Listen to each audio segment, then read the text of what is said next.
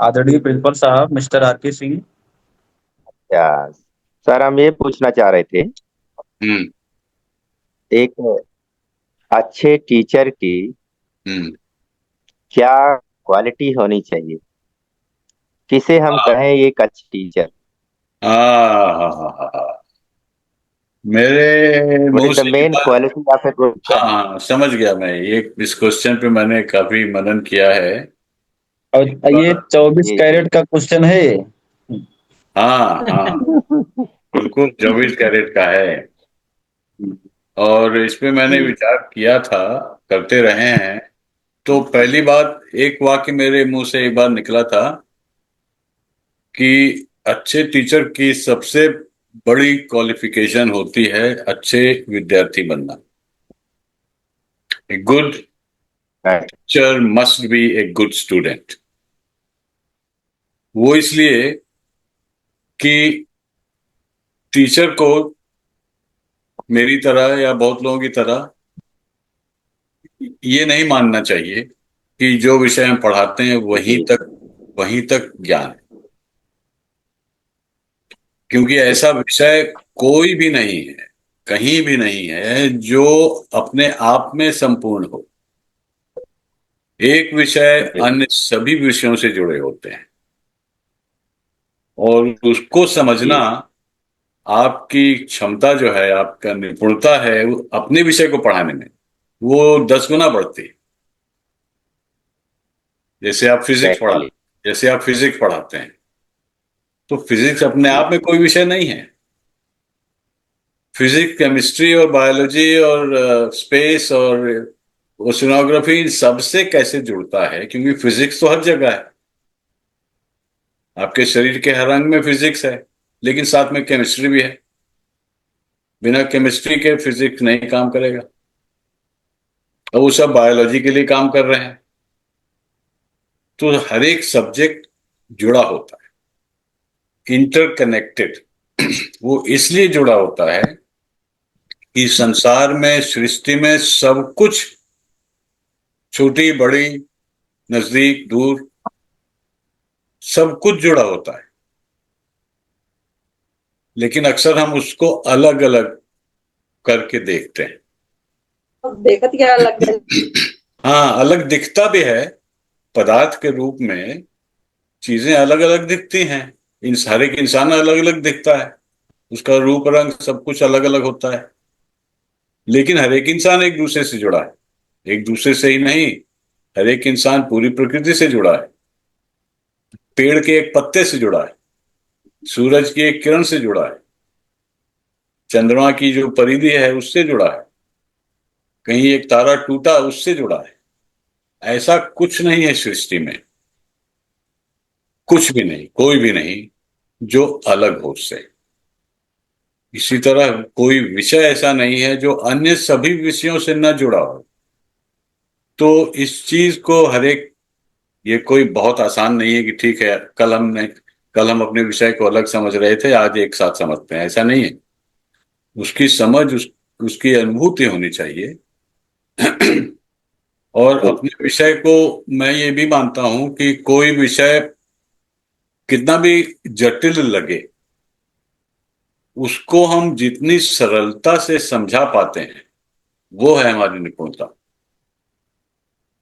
कोई कठिन विषय है, बहुत बड़ा फार्मूला है, वो फार्मूला को हम बता सकते हैं, दिखा सकते हैं, बोर्ड पे लिख सकते हैं। E = mc²। एक उदाहरण देता हूं आपको। आइंस्टाइन का जनरल रिलेटिविटी का सिद्धांत उन्होंने बताया, E, energy, equals M, mass, multiplied by C, speed of light squared. तो अभी ये हाल की बात है, 2-3 महीने पहले की बात है। मैंने कहा यार, ये फॉर्मूला तो हम बहुत पहले से सुनते रहे हैं, बहुत लोग बोलते रहे हैं, और हम गलत समझते हैं कि हम समझ गए हैं। इसका मतलब क्या होता है? इसका क्या कहते हैं, न्यूमेरिकल आंसर क्या होता है? तो हमने एक एक्सपेरिमेंट किया अपने आप, देखें हम कैलकुलेट कर पाते हैं कि नहीं। तो हमने कहा चलो, 1 किलो मास अगर है, तो उसको मल्टीप्लाई करते हैं, 300 किलोमीटर स्पीड होती है लाइट की प्रति सेकंड, 300,000 टाइम्स 300,000। ठीक है, तो वो हो गया 90 अरब खरब, जो भी बहुत, 9 के बाद जो है 10-12 जीरो।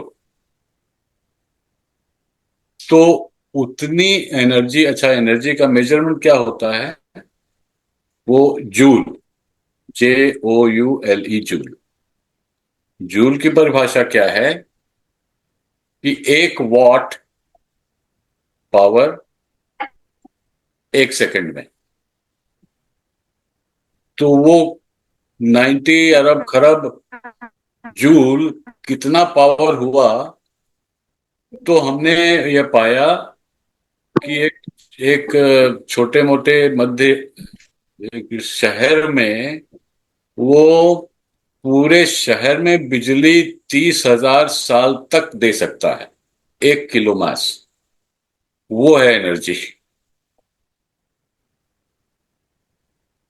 इसका मतलब ये हुआ कि हमारे शरीर में एक एक कण, हवा में एक एक कण, एक एक एटम में इतनी एनर्जी है, जो निकोला टेस्ला ने भी बताई थी। वो तो इतना, मतलब इलेक्ट्रिसिटी का वो भक्त था कि उसको इलेक्ट्रिसिटी का असर ही नहीं होता था। कितना भी वॉट उसके शरीर में घुसा के लगा दो, वो न जलता था ना गर्म होता था, उसने उसको एब्जॉर्ब कर लिया। और जब वो स्वामी विवेकानंद से मिले, निकोला टेस्ला, तो उनकी वार्ता मैंने पढ़ी है, कई पुस्तकें हैं, कई जगह उसका जिक्र है कि उन्होंने क्या बात की, किस तरह के प्रश्न किसने पूछे, उसका जवाब क्या दिया। तो उसका एक मूल जो है, मैं अब मूल बिंदु बताता हूँ, नहीं तो ये मेरा लेक्चर बड़ा हो जाएगा, अक्सर जैसा होता है।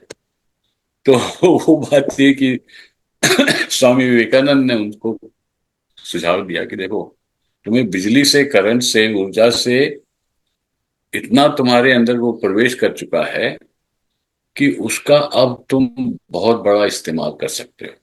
वो कैसे? जितनी ऊर्जा होती है वहां उतना हल्कापन होता है। आप महसूस करते होंगे, आपको, आप कमजोर महसूस कर रहे हैं, लगता है भारी भारी, उठना मुश्किल हो रहा है, चलना मुश्किल हो रहा है। ऊर्जा आती है तो उठ के आप फटाफट चलने लगते हैं। ठीक है, तो इतनी ऊर्जा, उसके लाख गुना ज्यादा ऊर्जा जिसके अंदर है, उसके अंदर इतना हल्कापन होना चाहिए कि वो तो उड़ भी सकता है।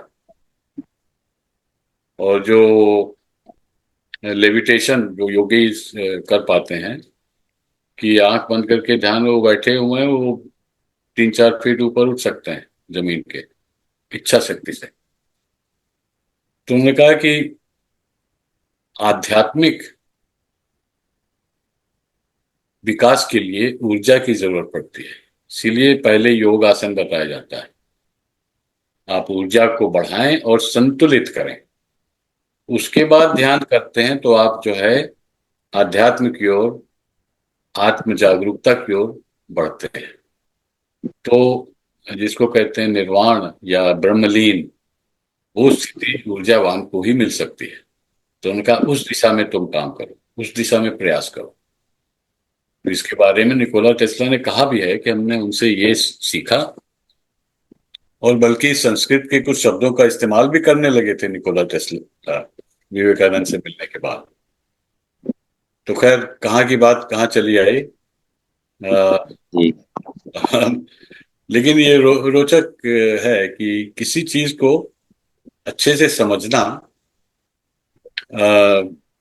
जरूरी है, और उसको जहां जटिलता लगे उसको आप किस तरह से सरल बना सकते हैं, ये टीचर के गुण होते हैं। एक और गुण होता है कि अपने फील्ड में थोड़ा अपडेट रहे।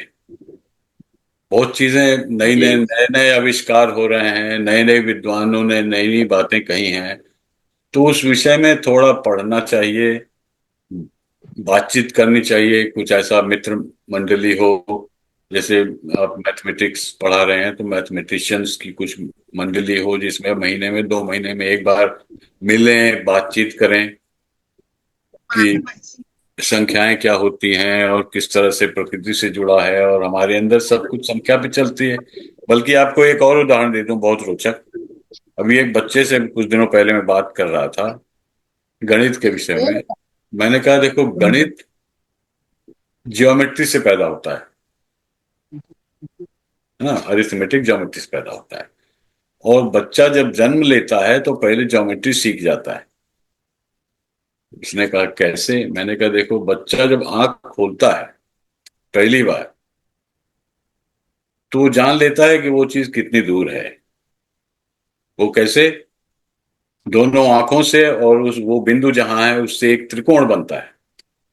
कोई चीज पास होती है तो उसकी ये त्रिकोण बनेगा ऐसे।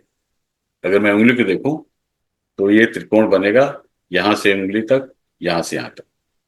इसको दूर करूं तो ये त्रिकोण बढ़ता जाएगा। बहुत दूर है, वो दूर का पेड़ दिख रहा है, तो लगभग लगता है कि समानांतर रेखा है, लेकिन थोड़ा सा एंगल है इसमें जो कि वहां उस पेड़ पे जाके मिले। इसीलिए मैं कहता रहा हूं कि बच्चे शुरू के 3 साल में जो सीखते हैं वो सारी जिंदगी में जो सीखते हैं उसका 90% होता है। और बाकी बचा 10%, उसमें से 5% बाकी जिंदगी में सीखते हैं, और 5% तो सीखते नहीं। और जो 95% सीख जाते हैं उनकी पूरी क्षमता का 5% होता है। रिसर्च किया गया कि आइंस्टाइन ने अपने दिमाग का कितना परसेंट इस्तेमाल किया था, तो मनोवैज्ञानिकों ने कहा उनका जो ब्रेन की स्टडी हो रही है अभी भी, कि 10 से 15%। सामान्य व्यक्ति 3 से 5% इस्तेमाल करता है अपने ज्ञान की क्षमता का। तो समझ लीजिए, बहुत कुछ बाकी।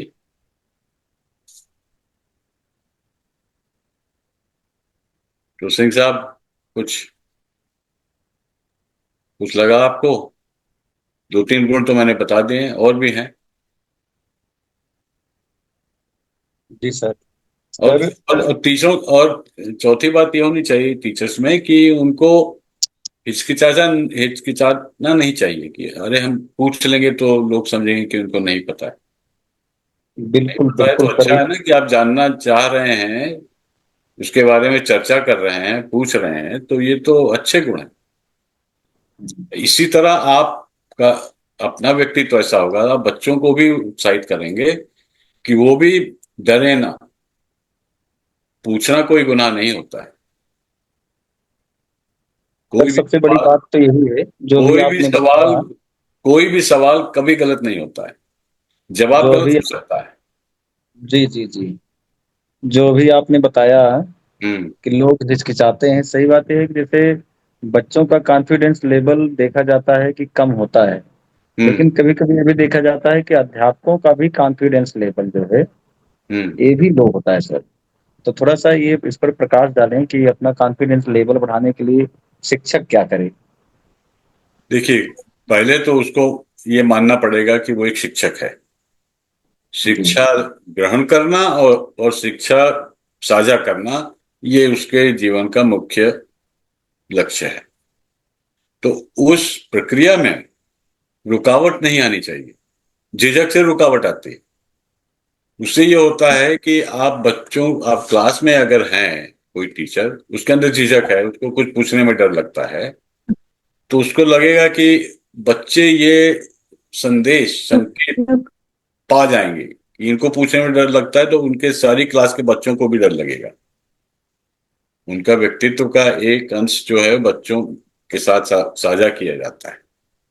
बच्चों को लगेगा कि अच्छा, हम अगर हमने कुछ पूछा तो हमें डांट पड़ेगी, तो वो पूछना ही बंद कर देते हैं।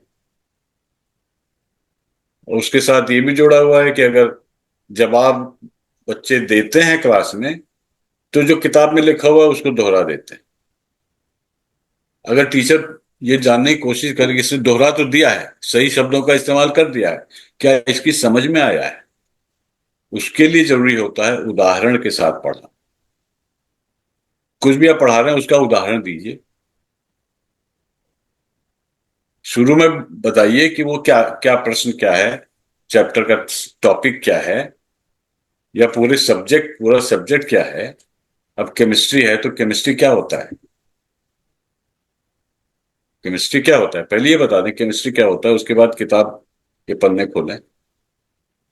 इसके लिए सरलता चाहिए, जटिल को सरल बनाने की योग्यता चाहिए, वो टीचर्स में होनी चाहिए। अगर आप केमिस्ट्री पढ़ाने जा रहे हैं और शुरू में आप केमिस्ट्री का चैप्टर 1 खोल के बैठ गए और उसको पढ़ दिया, और उसके बाद बच्चे जो है उसको रट लेते हैं, तो बच्चे केमिस्ट्री नहीं सीखेंगे कभी। कुछ प्रयोग करके भी दिखा दीजिए, श्वेत केतु की कहानी सुना दीजिए, अच्छा उदाहरण है। उनके अरुणी उद्दालका ने, उनके पिता ने कहा, वो भी ऋषि थे, राज ऋषि, कि वो एक गिलास पानी ले आओ, उसमें 1 चम्मच नमक मिला दो, और उसको पियो, ऊपर से बीच से, उसके पेंदी से। क्या लगता है तुम्हें? कहा है, ऊपर से नीचे तक सब नमकीन लग रहा है मुझे। तो उनका ये कैसे हुआ? अच्छा, तो अब दिखाओ उसमें, उस पानी में, गिलास पानी में नमक कहाँ है? तो उसने कहा नमक तो उसमें घुल गया, अलग तो निकाल नहीं सकते। तो उन्होंने कहा इसी तरह देखो, संसार में आपके मस्तिष्क में बहुत सी चीजें उतर जाती हैं, वो अलग नहीं होती, लेकिन हैं। जो लोग पूछते हैं ना, हम हमारा ये शरीर है, यहाँ से सांस लेते हैं, यहाँ मेरा वो भेजा है, अब आत्मा कहाँ है? हैं? तो कुछ लोग कहते हैं आत्मा यहाँ पे है, कुछ लोग कहते हैं यहाँ पे है, यहाँ पे है, अटकल लगाते रहते हैं। तो यहाँ वहां नहीं, पूरे शरीर में आत्मा घुली हुई है। आत्मा है तभी आपका शरीर है, तभी आपका मन है। अब वो कहाँ है? क्योंकि हमारी आदत पड़ जाती है, हम हर एक चीज को पदार्थ के रूप में जानना चाहते हैं। भौतिक, वो दिखे मुझे, हम देख सकें, छू सकें, तोड़ फोड़ सकें। तो इस तरह की मानसिकता के हम शिकार बचपन से रहते हैं। तो उससे छुटकारा, उससे आजादी होनी चाहिए। बच्चों को प्रश्न पूछने के लिए प्रोत्साहित करना चाहिए, टीचर्स को भी पूछना चाहिए। और अगर दोनों नहीं पूछते हैं, इसका मतलब वो क्या शब्द है ना, वो सब कुछ रट्टा घर की तरह हो रहा है। किताब से रट के एग्जाम पे, एग्जाम पे से रट के मार्क्स आ जाएं। तो शिक्षा का उद्देश्य कुछ और है, एग्जाम पास करना नहीं है। बहुत से लोग एग्जाम फेल करके भी दुनिया के सबसे बड़े विद्वान हुए। एल्बर्ट आइंस्टाइन एग्जाम फेल हो गए थे 8वीं क्लास में, उनको स्कूल से निकाल दिया गया था। उनके टीचर ने, प्रिंसिपल ने कहा, उनके परिवार में उनकी माँ गई थी कि अब कल से इसको आने की जरूरत नहीं है। तो वो उनको बहुत मतलब धक्का लगा, अरे क्या, अच्छा कल से स्कूल नहीं आए। तो उन्होंने बच्चे को समझा दिया कि तुम्हारे टीचर ने कहा है ये बच्चा इतना बुद्धिमान है कि बिना स्कूल आए ही ये सब कुछ सीख गया है। तो आइंस्टाइन बेबी ने सोचा, अच्छा ऐसा है, तो हम तो फिर और प्रयास करेंगे। अपने आप ही सीख गया। सीखने के बहाने बहुत होते हैं, और न सीखने के भी उससे बहाने उससे ज्यादा होते हैं। आइंस्टाइन के पिता ने उनको एक वो कंपास दिया था, खिलौना जैसे। तो वो देखता रहा कि उसकी सुई तो एक ही दिशा में करती है, हम इधर जाते हैं तो वो भी इधर जाती है, एक ही दिशा में। ये कैसे होता है? तो उसने ग्रेविटी पे रिसर्च किया कि उधर कुछ खींच रहा है इसको। और स्पीड ऑफ लाइट, वो 7-8 साल वो साइकिल चला के स्कूल जाते थे,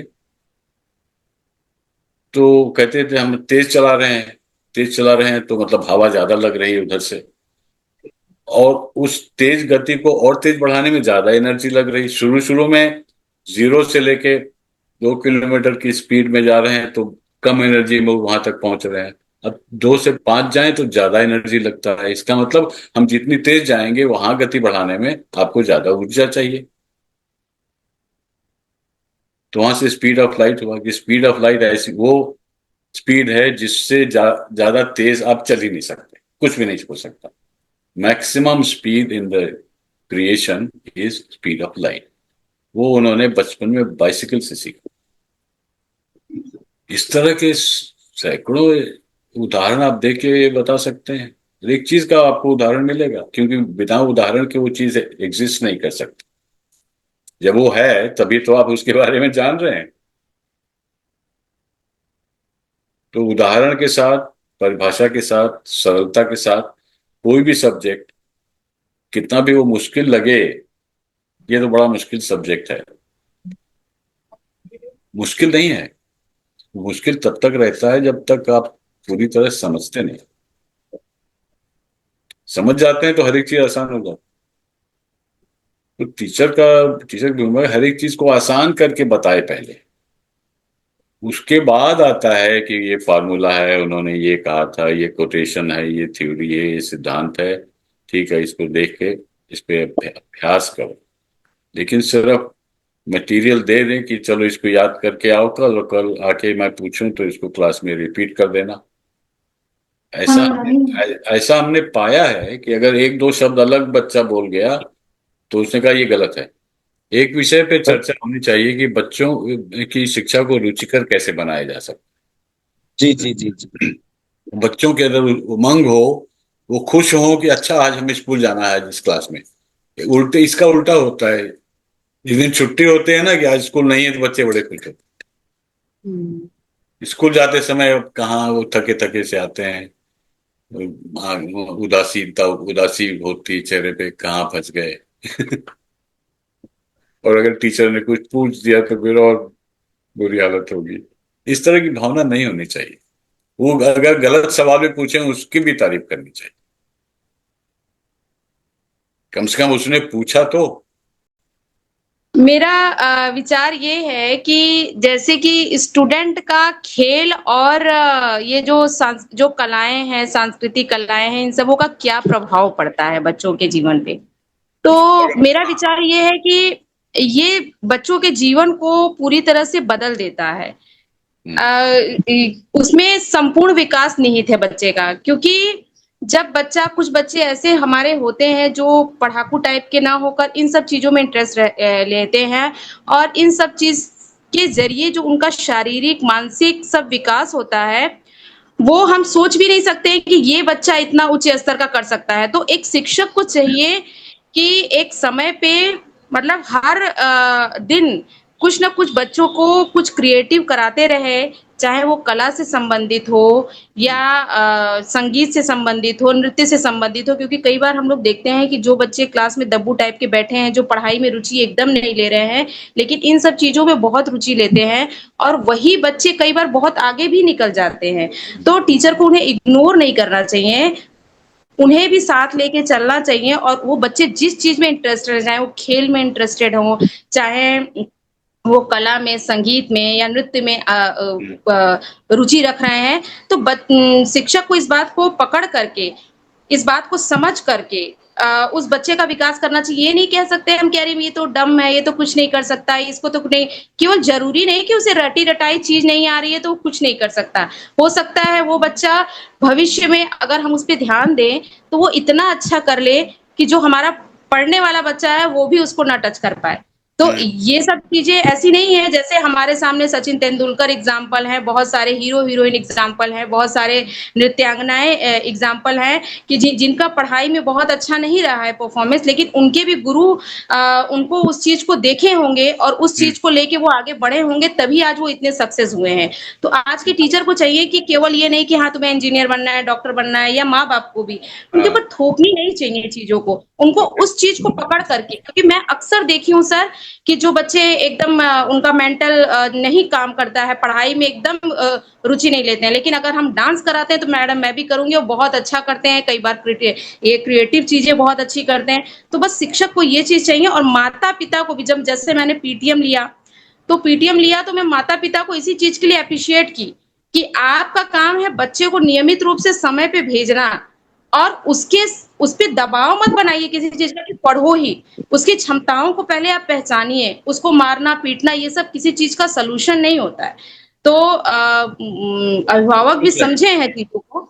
तो ये चीज हम टीचर को खासकर अच्छा, क्योंकि हम ही एक बदलाव कर सकते हैं।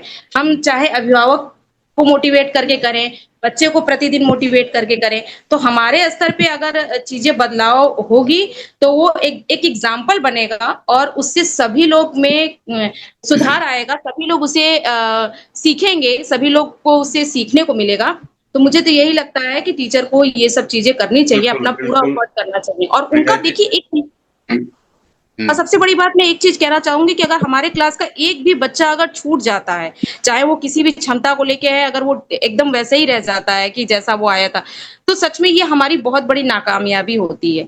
तो हमें ये सब चीज़ें देखनी चाहिए, हमें क्लास में पूरी तरह से अवेयर रह के बच्चे की रुचि देखनी चाहिए। इसी पे बिल्कुल, शायद बिल्कुल, ये बिल्कुल। तारे ज़मीं पे आमिर खान की मूवी भी निकली है कि वो बच्चा कैसा रहता है और उसके बाद उसने उसकी क्षमताओं को पहचान के कहाँ से कहाँ तक ले जाते हैं। तो बस हमें ये चीज़ पे फोकस करना चाहिए। बिल्कुल, बिल्कुल। आपने जो कहा वो 111% सही है। जी सर। और मैं ये मानता हूँ कि मैं क्या बहुत से शिक्षा निपुण और वैज्ञानिक और मनोवैज्ञानिक ने कहा है कि बच्चे नहीं फेल होते हैं, स्कूल फेल होता है। अगर कोई कहे कि इस स्कूल के बच्चे कमजोर हैं, ऐसा नहीं होता है। वो स्कूल कमजोर हो सकता है। और जहां तक यस सर। संगीत, ललित कला और क्रीड़ा इस सब का है, वो तो बहुत जरूरी, क्योंकि हर एक बच्चा जो है, कोई एक व्यक्ति दूसरे के समान नहीं होता। कमोबेश कहीं इसमें ज्यादा आगे यस है, यस कुछ बिल्कुल। हाँ। तो हर एक बच्चे के अंदर एक ना एक ऐसे गुण होते हैं, ऐसी क्षमता होती है, जिससे उसका मार्गदर्शन किया जाए तो वो बिल्कुल टॉप लेवल पे जाके उतरेगा। वो एक आदर्श बनेगा। कि आप 100% लेके कब आदर्श नहीं बनते हैं। नहीं, नहीं, बिल्कुल नहीं। आप अपनी क्षमता और अपने बुद्धि और जो एक एक एक इच्छा शक्ति है, एक उससे ही पढ़ते हैं। तो एक ही माता-पिता की जैसे 3 संतान है, 4 संतान है, हाँ, उसकी हाँ, सबकी क्षमताएँ अलग-अलग है, हाँ, सबकी सोच। हाँ, लेकिन अगर टीचर हाँ, सोचे या स्कूल सोचे कि हमारे जी, सब बच्चे एक जैसे हों, सबको जो है हाँ, 90% से ऊपर मार्क हो, तो ये असंभव है। तो हाँ, जहां तक संगीत और क्रीड़ा का है, कि उसमें हुँ, अगर हम ये समझ लें, टीचर अच्छी तरह से समझा सके बच्चों को, और ना समझाने की जरूरत पड़ो फिर भी जानते हो कि खेलने कूदने से क्या होता है। एक तो बच्चा स्वस्थ रहता है, पहली बात। दूसरी बात, उसके अंदर ऊर्जा होती है। और तीसरी बात, वो उसका गणित बहुत तेज होता है। ये गेंद मारी यहां से, वो कैलकुलेट कर लेगा बिना कुछ कहे, बिना कुछ किए, कि ये बॉल इतनी दूर है, वो किस गति से आ रही है, हमारे पास कितना समय लगेगा, तो वो पैर कैसे उठाए कि उसको किक करे, वो इस दिशा में जाए। तो उंगलियां किस शेप में होनी चाहिए कि यहां से मारे तो इधर जाए। कभी कभी ऐसा होता है ना कि आप लग रहा है कि वो खिलाड़ी जो है इधर मार रहा है, लेकिन बॉल उधर जाती है। तो इस तरह की टेक्निक्स सीखते हैं, कोई भी खेल हो। और अगर टीम स्पोर्ट्स हो तो और भी अच्छा है, क्योंकि टीम में वो अपनी टीम को पहचानता है, विश्वास करता है, वो उसको धोखा नहीं देगा, उसको बॉल पास करेगा। हालांकि वो कोशिश कर सकता है खुद ही गोल में मारे, लेकिन वो समझता है, कैलकुलेट करता है प्रोबेबिलिटी, कि मेरी संभावना 80% है, लेकिन अगर उस एंगल से वहां मारे तो वो गोल 90% है। वो त्याग कर देगा, उसको पास आउट करेगा।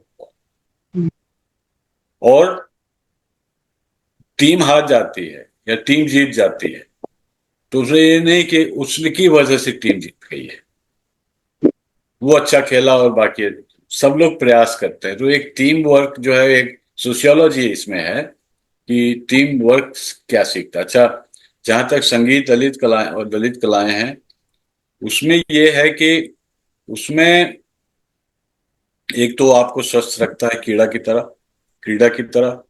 और दूसरा कि आपका दिमाग और तेज होता है और शांत रहता है। जैसे आप शास्त्रीय संगीत सीख रहे हैं, तो उसकी जो ध्वनियां आपके मस्तिष्क में लहराती हैं, वो संगठित होती हैं।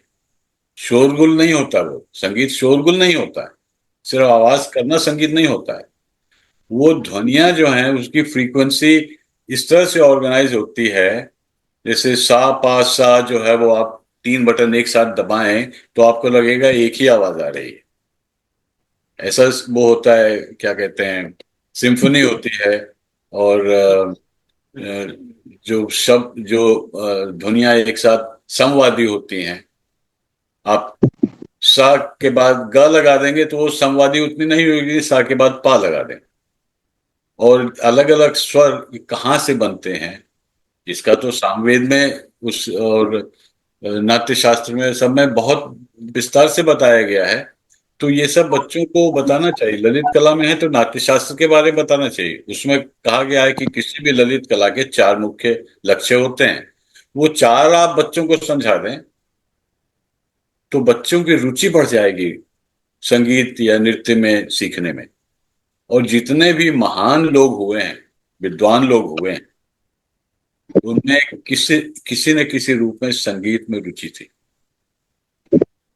मैंने अपने क्लास में बच्चों को बताया था, जिनको नोबेल प्राइज मिली है पिछले 50 साल में, भारत के 4-6 और पूरे विश्व के, उन सब में म्यूजिशियंस थे। कुछ तो अच्छे अच्छे परफॉर्मेंस परफॉर्मेंस आर्टिस्ट, स्टेज पे परफॉर्मेंस होती थी, पियानो बजा रहे हैं। भारत के विद्वानों ने नए नए वाद्य यंत्र रचे।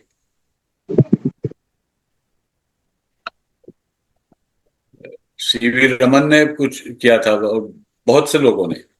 तो ये तो एक बहुत, और कोई स्कूल अगर ऐसा हो जो अपने को अच्छा मानता हो और वहां संगीत और क्रीड़ा नहीं होती है, मैं नहीं मानूंगा कि वो पूरी तरह स्कूल है। ये बहुत बड़ी कमी होती है। तो सबसे निवेदन है कि स्कूल में सबको कन्विंस करें, मैनेजमेंट को, कि वो वाद्य यंत्र रखें और हर हफ्ते 1-2 क्लास हो, आधे घंटे की सही, जिसमें बच्चे कुछ परफॉर्म करें, कुछ सीखें। सारे गामा ही सीख लें सब, हाँ सब तक ही सीख लें, मुंह से आवाज निकालना सीख लें। और एक स्कूल का एक ऑर्केस्ट्रा बना दीजिए कि तुम ये बजाओगे, तुम ढोलक बजाओगे, तुम।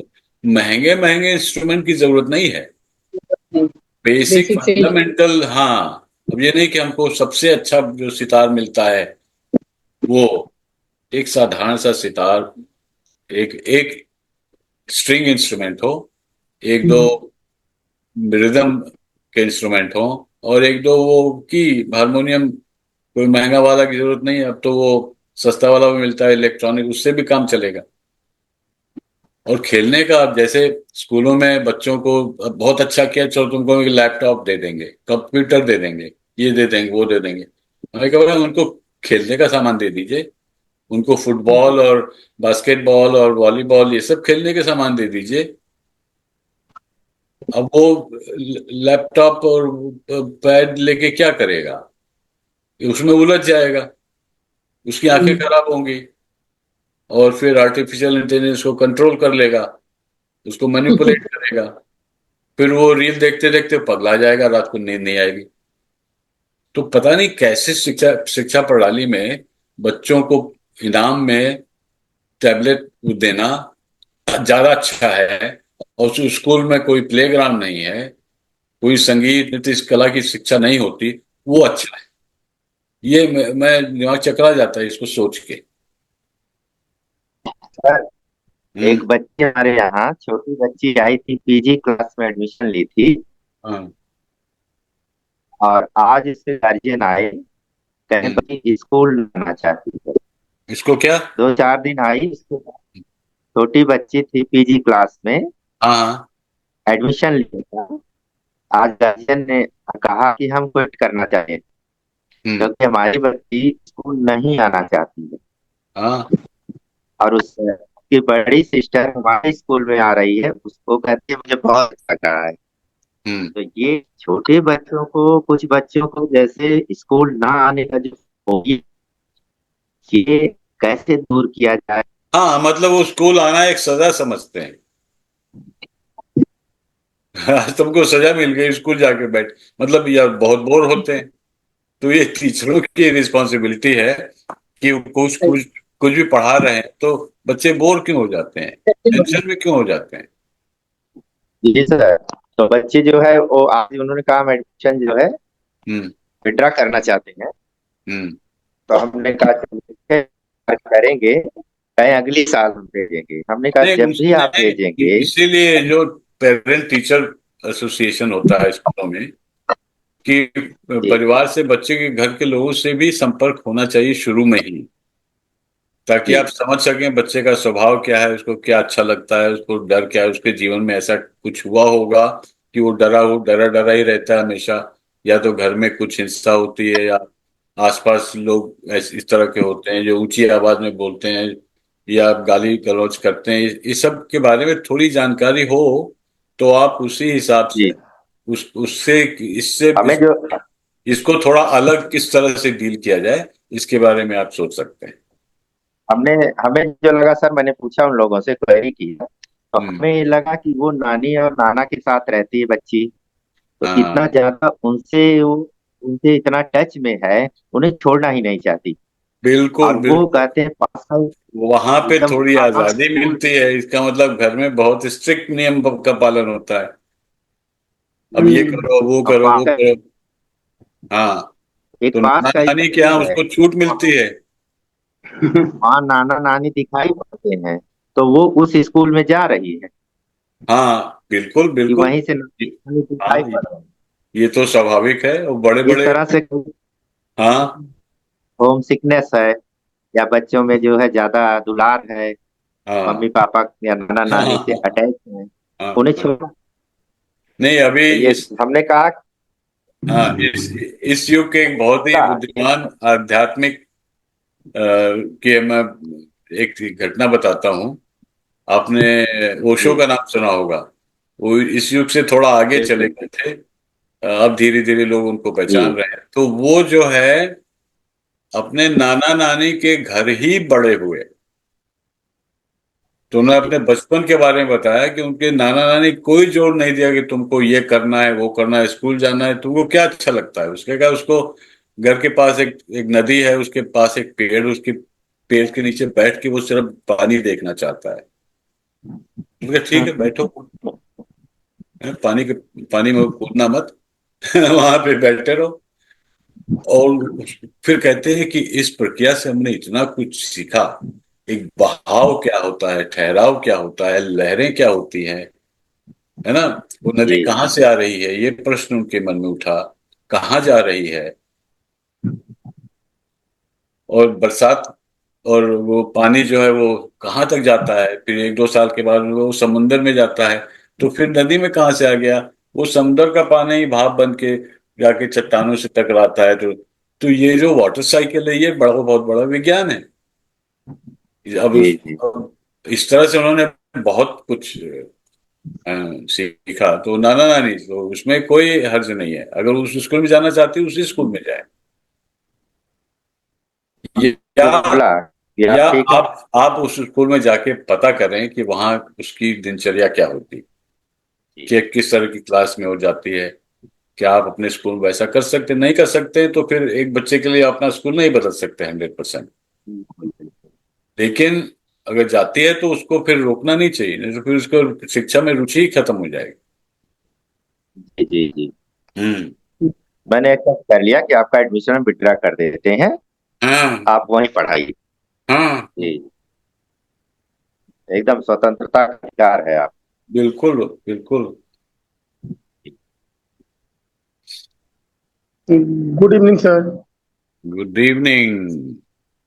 In India, good evening, and in America, very good morning, sir. Very very good morning.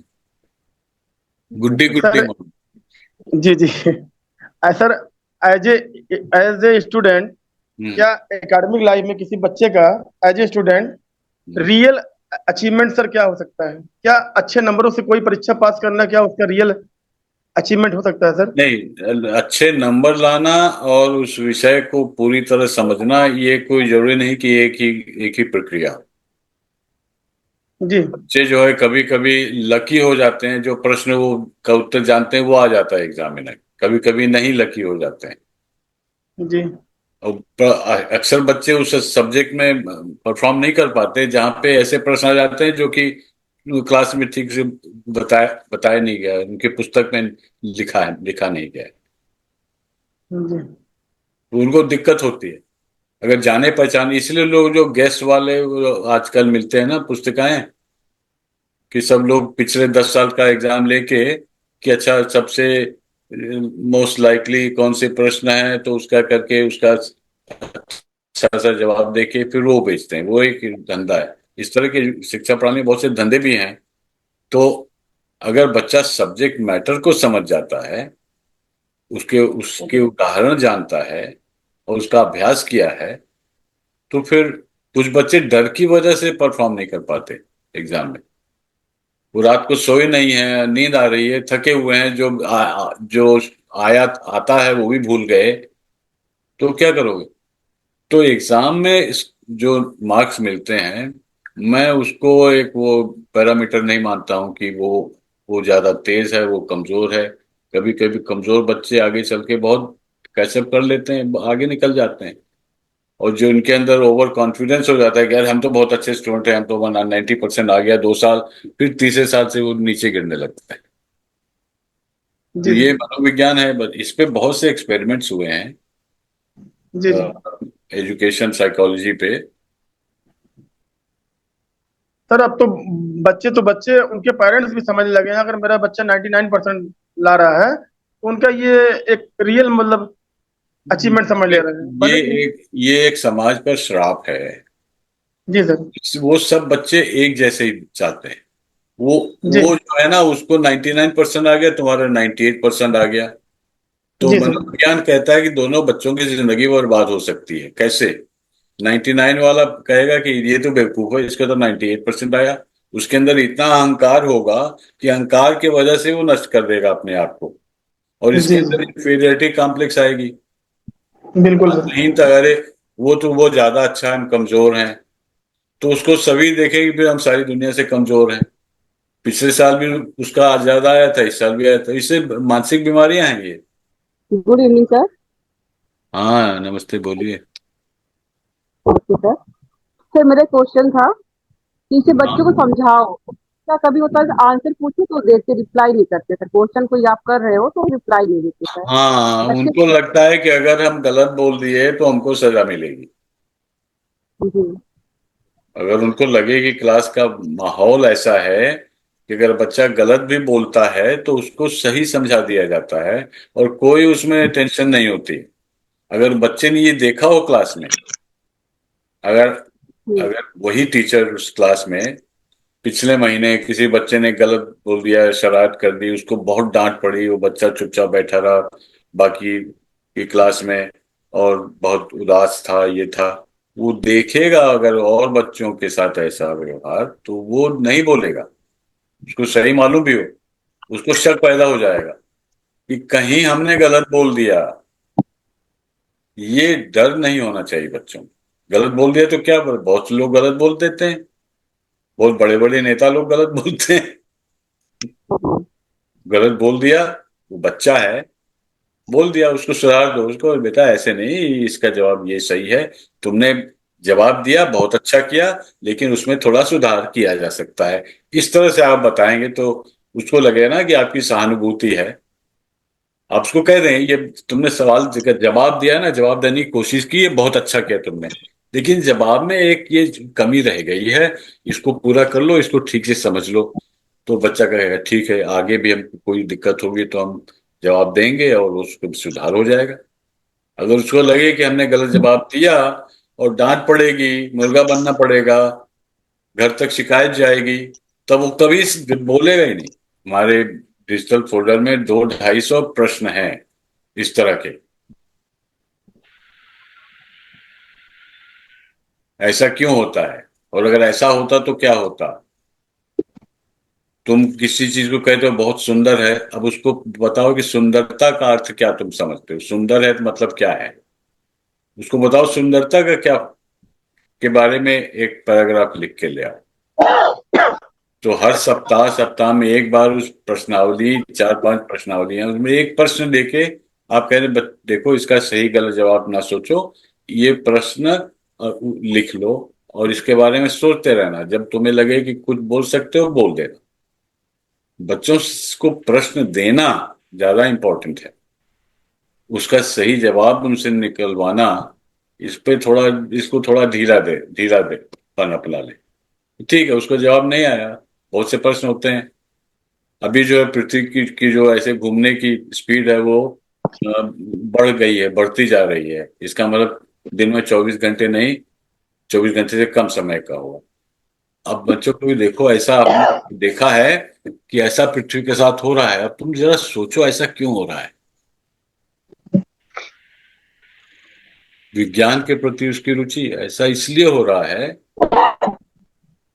कि खुरदरापन जमीन के सतह पर कम हो रहा है, चिकनाहट बढ़ रही है। वो कैसे? जो ऊंचे ऊंचे पहाड़ थे बहुत से टूट टूट के गिर रहे हैं। तो ऊंचे पहाड़ होते हैं तो एक ऐसे एंगल बनता है कि वहां को जो फ्रिक्शन होता है वो आपकी स्पीड कम कर देता है। और यहाँ पे कुछ है ही नहीं है, तो आप फिर वो चीज बहुत तेज गति से घूमेगी। और जितने वो आइस ग्लेशियर थे, जमे हुए पहाड़, वो सब पिघल गए हैं। वो पानी बह के समुद्र का स्तर ऊपर हो गया है और पहाड़ का स्तर नीचे हो गया है। इसका मतलब फ्रिक्शन जो एटमॉस्फेयर में होती है वो कम हो गई है धरती के इर्द गिर्द। तो इससे अब धरती की स्पीड और बढ़ती जा रही है। इसका मतलब सब घड़ियां बदलनी पड़ेंगी आपको आगे चल के। या उनसे पूछिए कि आप ऐसी कुछ तस्वीरें दिखाइए उनको, जैसे सोलर सिस्टम की तस्वीर दिखाइए कि मरकरी जो है वो सूरज से सबसे करीब है और उससे बहुत दूर है वीनस, लेकिन वीनस ज्यादा गर्म है, वो कम गर्म है। ऐसा क्यों है? वीनस जो है हॉटेस्ट प्लैनेट सोलर सिस्टम में वीनस है। क्या बोलते हैं, बुध, ऐसी कुछ है ना। वीनस सबसे ज्यादा गर्म है, वो सूर्य से काफी दूर है। सबसे पास वाला जो है वो वीनस से बहुत कम गर्म है। ऐसा क्यों? तो इस तरह की रोचक कहानियां, रोचक उदाहरण, रोचक तथ्य टीचर्स को इकट्ठे करके रखना चाहिए कि हाँ इस पे वो आपको बता ही देता हूँ भाई, क्योंकि चर्चा है इस पे। और वो उसके मरकरी में नहीं है। मरकरी खुला खुला है, बिल्कुल हल्का सा, वहां इस तरह का एटमोसफेयर नहीं है। तो सूरज की गर्मी आई, आप वहां से गुजर के चली गई। यहाँ पे सूरज गर्मी आके रुक जाती है, वहां पे अटकी रहती है उसके गैस ट्रैप में, कार्बन डाइऑक्साइड। तो कार्बन डाइऑक्साइड सबसे ज्यादा वीनस पे है। इस वजह से वो सबसे ज्यादा गर्म भी है कि उसका ग्रीन हाउस इफेक्ट जो है वो ट्रैप हो गया है उसके इर्द गिर्द। तो इस तरह की प्रश्नावलियों को आप देखें, सबके पास होगी digital folder, Pragyalaya innovation in education, PEI। उसमें 15-20 लिंक, बहुत सारे हिंदी इंग्लिश के वीडियो भी हैं, सारी प्रश्नावली है। और प्रज्ञालय का लक्ष्य क्या है, संक्षिप्त में क्या है, थोड़ा विस्तृत रूप में क्या है, ये सब के बारे में पूरी जानकारी दी गई है। थोड़ा सा समय निकाल के उसको देखें। और रजनीश, अगर आपके पास ना हो किसी कारण से, रजनीश आपको एक बार प्रज्ञालय ग्रुप में शेयर कर देंगे। उस पे लिखा होगा प्रज्ञालय इनोवेशन इन एजुकेशन, उसमें बहुत से लिंक्स होंगे।